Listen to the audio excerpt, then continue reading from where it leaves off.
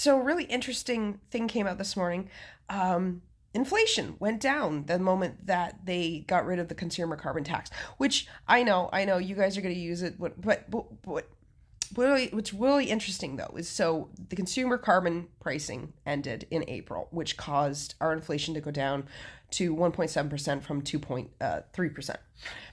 And gas prices, we saw a break at the pumps for a while, though they're starting to go back up. But what was really interesting was grocery prices. Grocery prices never saw any relief during that period. Interesting, right? Like at least the gas companies tried to play along for a little bit and went like, "Oh yeah, you will drop it," and then they've boosted it back up again, which has nothing to do with the consumer carbon pricing because it's gone, right? So the gas prices are just realizing that maybe we won't be upset if they just waited a month before they boosted it back up. But the grocery companies, they didn't even try and make it seem like this was affecting prices. No, they just kept them the same. And now they're using tariffs, which really aren't massively affecting grocery prices because it's most of our tariffs are on things like steel and aluminum and the auto sector. It's not really like affecting Canadian, but they're still using the tariffs as a reason to boost the prices even further. Yeah. Yeah, interesting that, right? It's almost like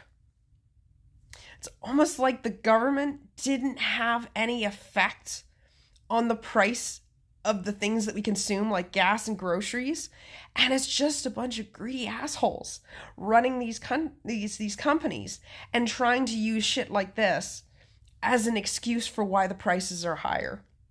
Hmm? At least, like I said, if they had played along and dropped the prices, and then used the tariffs, like they could, but they didn't. They didn't even give us a slight little break, nothing.